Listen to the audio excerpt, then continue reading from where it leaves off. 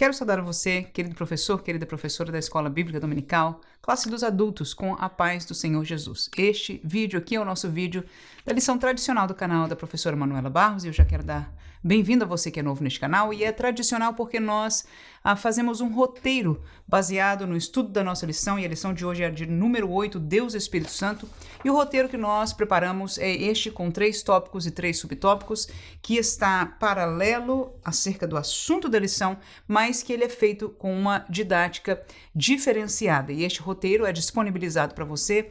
Aqui na descrição deste vídeo vai ter um link, né, do roteiro, ali você abre e o PDF está disponível para você baixar. Então, nosso estudo de hoje, o Deus Espírito Santo, vai ser baseado em 3 tópicos. Primeiro, a pessoa do Espírito Santo. Segundo, a divindade do Espírito Santo.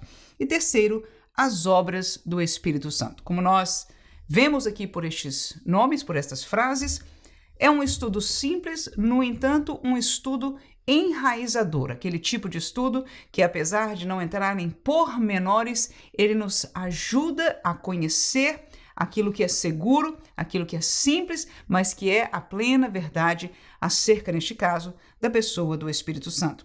A pessoa do Espírito Santo é o assunto do nosso primeiro tópico da nossa lição e também do primeiro tópico aqui do nosso comentário, onde o pastor vai gastar algum tempo para explicar ou mostrar as características de uma pessoa expressa na pessoa do Espírito Santo. Então, quando nós falamos do Espírito Santo ser uma pessoa, ele não é uma emoção, ele não é um vento, ele não é uma unção, ele é uma pessoa. E o que faz? Que características são consideradas para que um ser seja chamado uma pessoa? São 3. Primeiro, a razão.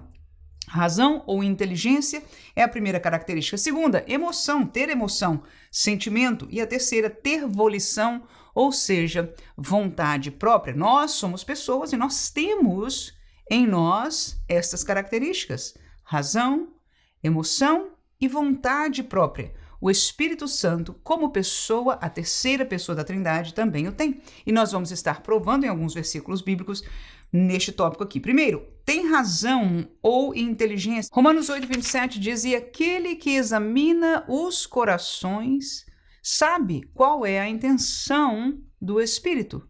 E é ele que, segundo Deus, intercede pelos santos. Então, alguém que tem uma intenção, faz algo intencional e que também tem a capacitação de interceder por alguém, portanto, conhecer o problema de alguém, conhecer a necessidade de alguém e interceder, é uma comprovação da capacidade racional, a inteligência da pessoa do Espírito Santo. João 14:26 ainda diz: mas aquele Consolador, o Espírito Santo que o Pai enviará em meu nome, vos ensinará todas as coisas e vos fará lembrar de tudo quanto vos tenho dito. Então veja mais 2 atuações que comprovam a capacidade racional do Espírito Santo: ensinar e fazer lembrar. Então ninguém pode ensinar algo que não conheça, e também somente para ensinar você tem que usar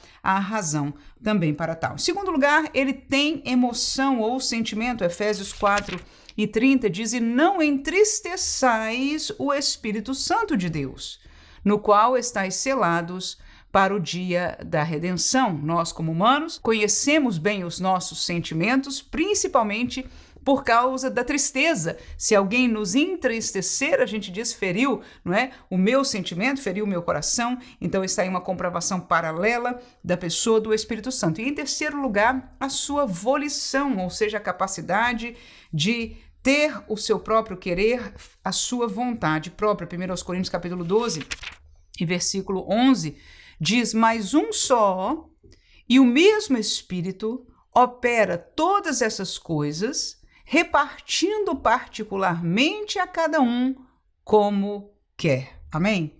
Capítulo 12 de Coríntios é o texto que fala dos dons espirituais. E aí, neste versículo que nós lemos, é explicando, mostrando-nos ou fazendo-nos entender que o Espírito Santo que dá os dons, ele dá a cada um conforme o seu querer. Atos capítulo 13 e versículo 2.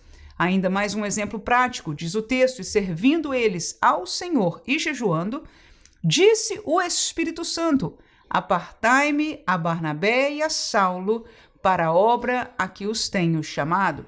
Então nós conhecemos, né, este texto fala ali daquela igreja em Antioquia, sabíamos que Paulo e Barnabé eram parte daqueles irmãos, aqueles obreiros daquela igreja, e num culto o Espírito Santo fala, né, claramente à igreja para separá-los para a obra que nós agora, como já temos a Bíblia completa em nossas mãos, sabemos que é uma obra missionária para o evangelismo, para a evangelização do mundo gentílico da época, e está aí a vontade do Espírito Santo expressa no meio da igreja. Então, nós estudamos o primeiro tópico, a pessoa do Espírito Santo, e para alguém ser uma pessoa, ela tem que ter essas 3 características, e comprovamos, portanto, pela Bíblia Sagrada, que o Espírito Santo tem tanto razão, como emoção, como volição. Segundo tópico do nosso estudo, a divindade do Espírito Santo.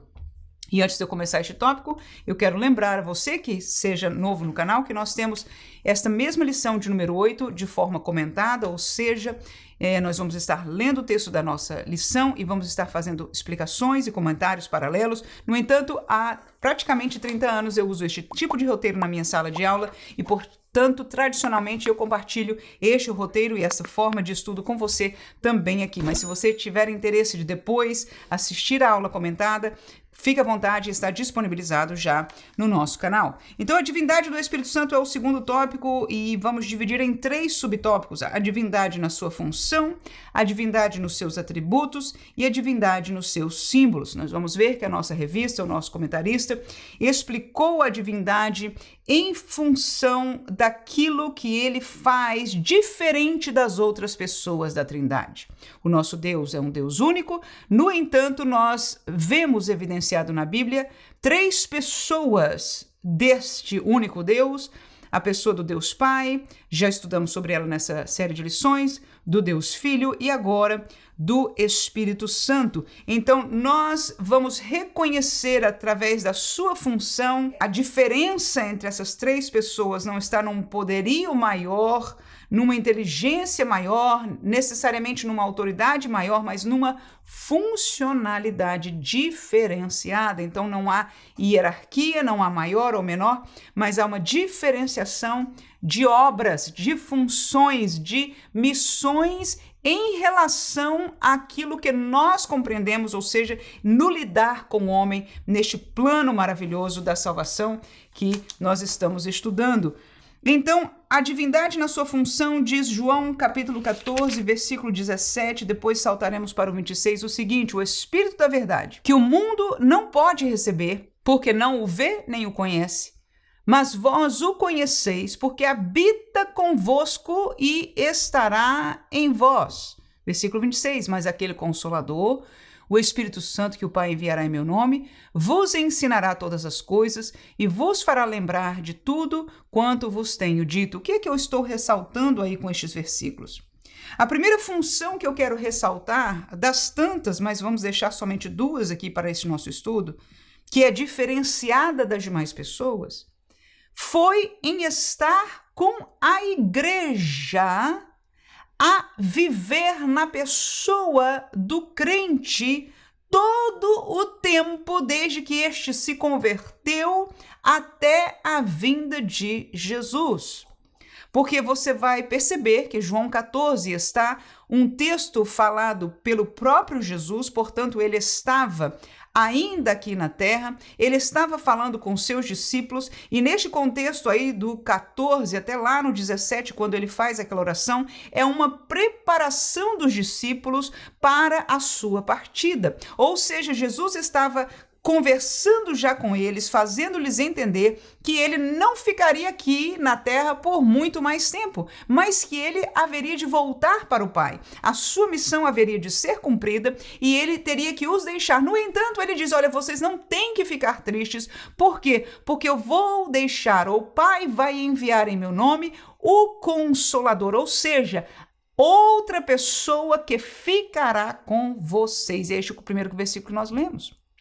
O mundo não conhece, o mundo não recebe, mas vocês o conhecem e ele estará em vós. Naquele momento, Esta palavra era um mistério para os discípulos. Eles não imaginavam como isso poderia acontecer. No entanto, hoje eu e você podemos dar glória a Jesus, aleluia. Glória a Deus, porque nós conhecemos o que é ter o Espírito Santo de Deus habitando em nossas vidas, nós que fomos nascidos de novo, amém? Então essa função do Consolador foi para estar com a igreja, não só para habitar no crente, mas como vimos no 26, para nos ensinar, para nos guiar, esta presença divina constante conosco e em nós, é função do Espírito Santo de Deus. Atos capítulo 1, versículo 8, ainda o texto diz, mas recebereis a virtude do Espírito Santo, que há de vir sobre vós,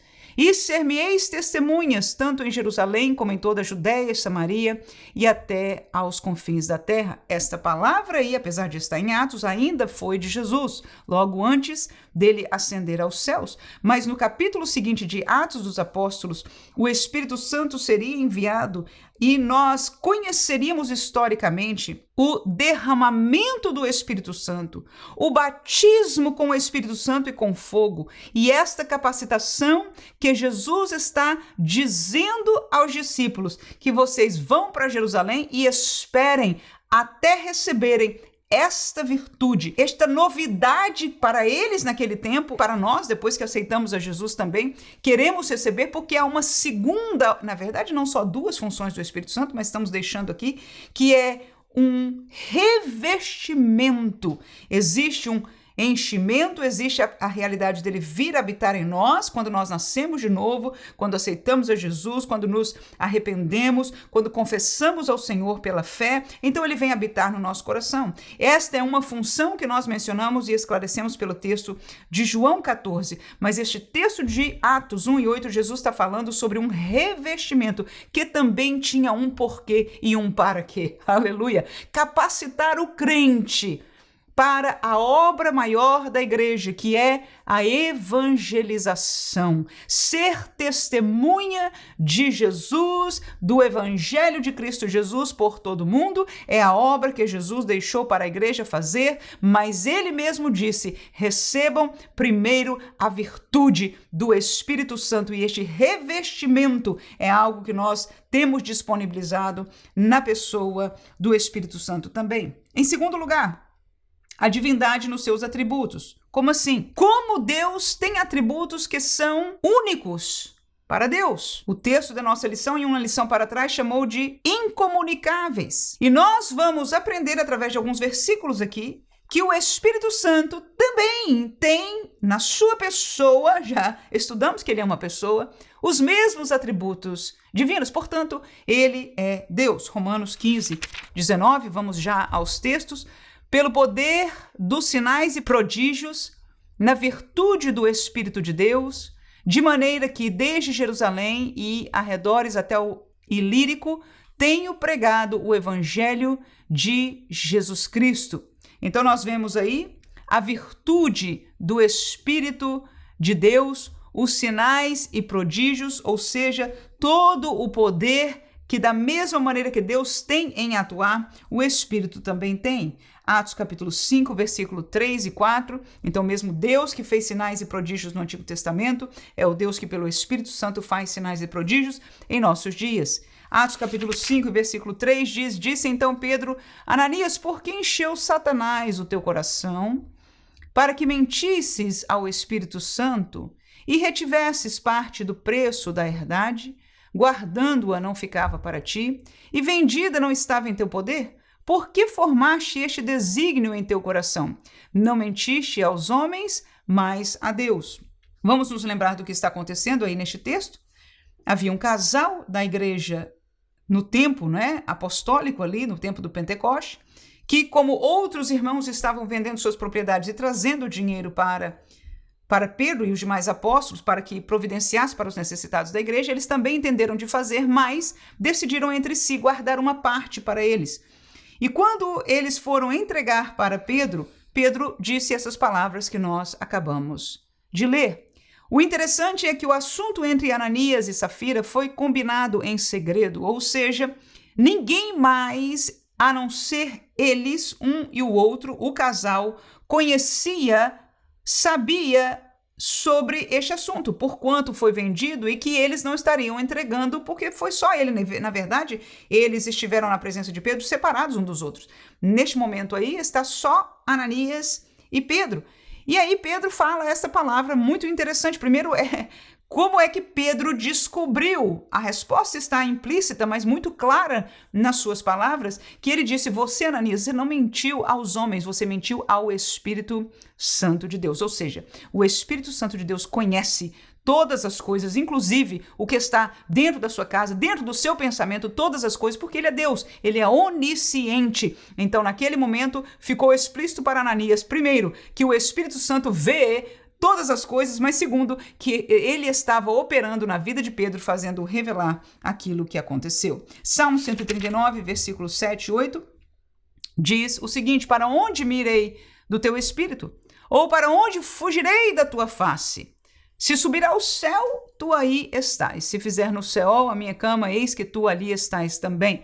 Então este texto continua com outros lugares, outras situações, aonde ninguém pode fugir da presença do Espírito Santo de Deus, mostrando, evidenciando que ele é onipresente, assim como a pessoa de Deus Pai, o Filho, né?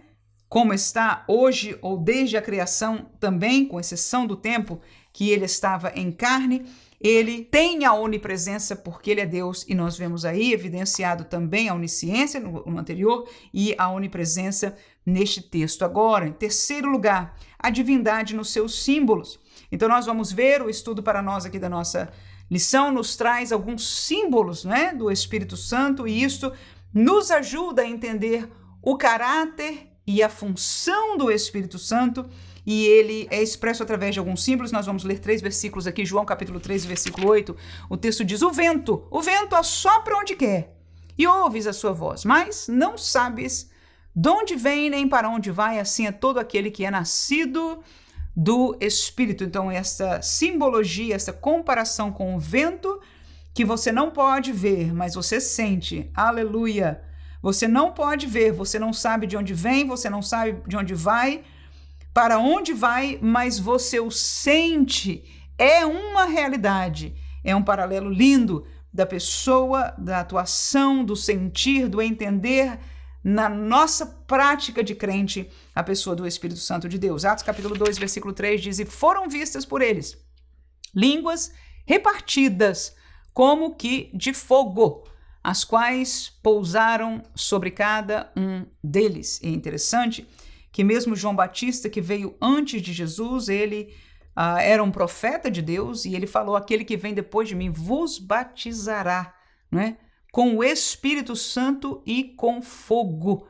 E nós não tínhamos ideia, para quem conhecia só aquele contexto, o que este fogo simbolizaria, mas o interessante é que hoje nós entendemos, em parte, porque pensamos na simbologia do fogo, e quem é cheio do Espírito Santo entende este calor, né? Mas Deus ainda permitiu que naquele primeiro evento do derramamento do Espírito Santo, este símbolo fosse evidenciado de maneira visual, e aquela como que língua de fogo estava sobre a cabeça de cada um daqueles naquele salão. Ainda vamos ler João capítulo 7, versículo 38 e versículo 39, diz: quem crê em mim?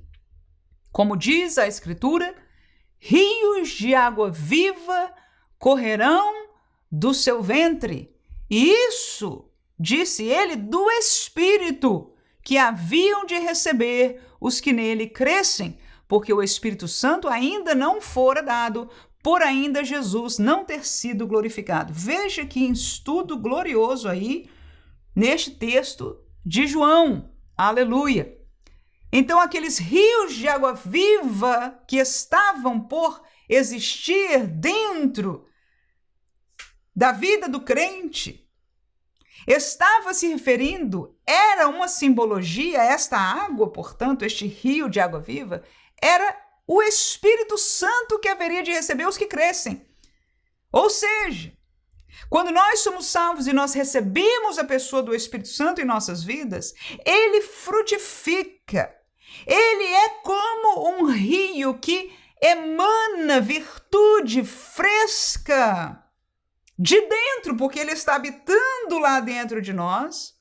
Então este paralelo tinha sido profetizado antes e agora repetido por Jesus e explicado. Explicado, inclusive, antes disso tornar-se uma realidade, porque o texto de João diz claramente. Isso vai ser, mas quando o Espírito vier, for recebido daqueles que crescem. Isto só vai acontecer depois que Jesus for glorificado. Então Jesus veio para ser o Cordeiro perfeito, ele morreu, ele ressuscitou e depois de glorificado, ele enviou o seu Espírito Santo e nós vivemos esta dimensão da virtude vivida e do revestimento do Espírito Santo desde este tempo, como igreja. Terceiro lugar, ou terceiro tópico do nosso estudo, as obras do Espírito Santo. O nosso comentarista colocou para nós o que nós vamos tratar aqui nestes 3 subtópicos, as obras ou a sua obra na encarnação de Jesus. Segundo lugar, a sua obra na vivificação dos crentes. E em terceiro lugar, a sua obra na santificação dos salvos. Alguns destes subtópicos nós vamos tratar em mais detalhes em lições subsequentes. No entanto, aqui, de maneira geral, nós vamos olhar para o que foi nos dado nesta lição sobre a obra. E nós falamos no primeiro tópico que uma das coisas que faz o Espírito Santo diferenciado das demais pessoas é a sua função ou a sua obra. E ele, primeiramente, trabalhou ou obrou na encarnação de Jesus. 2 textos nós vamos ler. Lucas capítulo 1, versículo 35 diz: E respondendo o anjo disse-lhe: Descerá sobre ti o Espírito Santo, e a virtude do Altíssimo te cobrirá com a sua sombra, pelo que também o santo que de ti há de nascer será chamado Filho de Deus. Esta palavra, você se lembra, foi aquele anjo que falou com Maria, explicando ou respondendo à pergunta dela como haveria de acontecer ela estar grávida de Jesus quando ela não tinha um esposo, não conhecia a homem algum. Então a explicação está aí, haveria uma participação espiritual do próprio Espírito Santo de Deus no conceber, na encarnação de Jesus. Capítulo 1 de Mateus, versículo 20, ainda leremos, e projetando ele isso, eis que em sonho lhe apareceu um anjo do Senhor, dizendo: José, filho de Davi, não temas receber a Maria, tua mulher, porque o que nela está gerado é do Espírito Santo. Então, para José também veio esta revelação, num sonho, este anjo que apareceu, falando com palavras claras que o mistério da encarnação do Verbo, da segunda pessoa da Trindade, da pessoa de Jesus, era uma atuação, era uma obra da pessoa do Espírito Santo de Deus. Segundo lugar, a obra na vivificação dos crentes, Romanos capítulo 8 e versículo 11. Este é o assunto, inclusive, da nossa próxima lição, a regeneração, mas aqui vamos já verificar, vamos ver que o Espírito Santo traz esta nova vida em nossos corações quando nós somos salvos. E assim como rios de água viva, nova vida, o fogo, simbologias que marcam algo que nós podemos ver, algo que nós podemos sentir, esta é uma mesma realidade da vida do Espírito em nós. Versículo 11 de Romanos 8 diz: E se o Espírito daquele que dos mortos ressuscitou a Jesus habita em vós, aquele que dos mortos ressuscitou a Cristo também vivificará o vosso corpo mortal pelo seu Espírito que em vós habita. Então aí estão palavras de coisas misteriosas que Deus fez e fará. No entanto, a vivificação ou vivificar do nosso corpo mortal terá a participação direta do Espírito Santo de Deus. Gálatas capítulo 5, versículo 22 e 23 diz: Mas o fruto do Espírito é amor, gozo, paz, longanimidade, benignidade, bondade, fé, mansidão, temperança, e contra estas coisas não há lei. O que eu gosto deste texto para explicar a vivificação ou vivificar do Espírito Santo é porque o Espírito Santo é vivo. Amém? Ele é vivo e como ele é Deus, ele traz, ele gera vida em nós. Amém? Estamos juntos? Ora, no momento que ele vem viver, vem habitar no meu coração, então a sua vida começa a fluir naturalmente. A obra do Espírito de Deus naturalmente flui como um rio de água viva. E este é o fruto que nós enxergamos na nossa vida, que foi lido aí no versículo 22. Então, o interessante disso é entender que nós somente acessamos este poder não pelo esforço humano, mas pela presença do Espírito Santo que naturalmente frutifica em nós. Então, esta nova vida que é cheia de amor, que é longânima, que é diferenciada nestes frutos aí do Espírito Santo de Deus em nós, só podem existir nesta dimensão espiritual se ele habitar em nós, porque é o fruto dele. Então, este vivificar é uma obra da transformação, do novo nascimento, que parte deste processo é o Espírito Santo vir habitar em nós. Efésios capítulo 4 ainda, leremos o 24 e depois saltaremos ao 30. Diz o texto: e vos revistais do novo homem, que segundo Deus é criado em verdadeira justiça e santidade, e não entristeçais o Espírito Santo de Deus, no qual estáis selado para o dia da redenção. Então veja aí que aquele que nasce de novo, ele é nascido para viver a virtude da justiça e da santidade de Deus.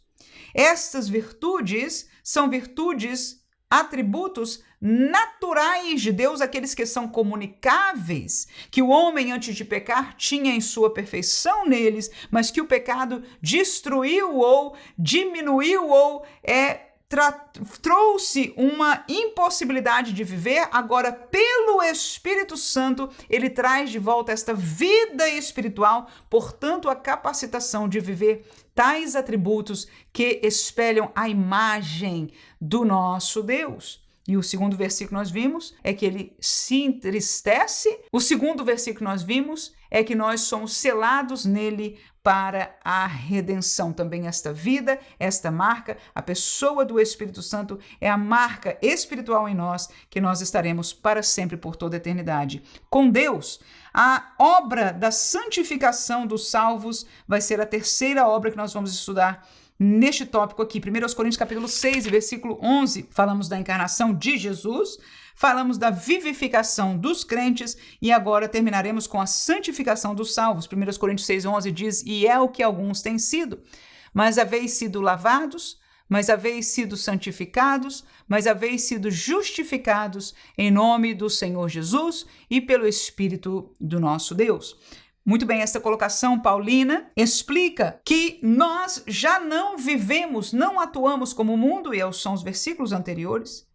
Ele diz: alguns fazem isso, estão aí, mas vocês já foram justificados, vocês já foram lavados, vocês já foram santificados. Esta santificação deste versículo, o vocábulo que está aí, fala desta santificação instantânea, posicional que aconteceu conosco quando nós alcançamos a salvação. Ou seja, nós éramos separados de Deus, mas no dia que nós recebemos a Deus pela fé em Cristo Jesus, não é? Confessando a Ele, arrependendo-nos do nosso pecado, então nós fomos, neste momento, transportados do poderio das trevas para o reino do Filho do seu amor, para o reino de Cristo Jesus, e este transportar é uma realidade espiritual, portanto foi uma santificação, ou seja, uma separação do mundo das trevas instantânea. Existe na Bíblia 2 vocábulos que falam da santificação.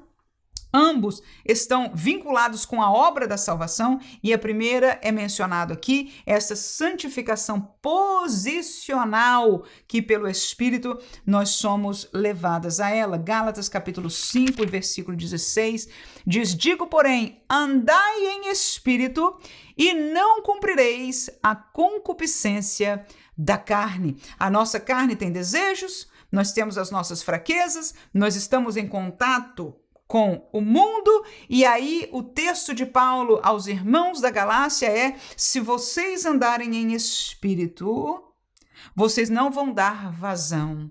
Vocês não vão cumprir o desejo da carne.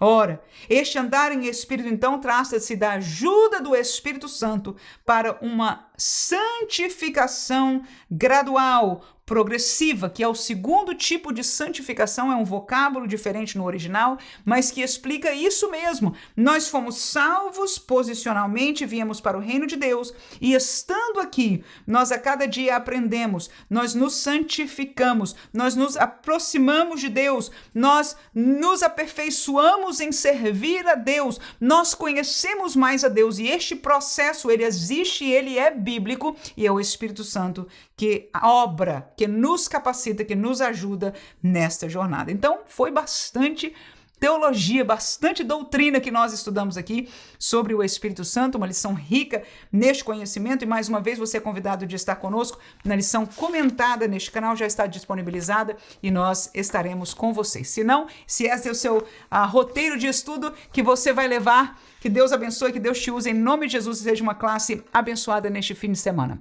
Amém.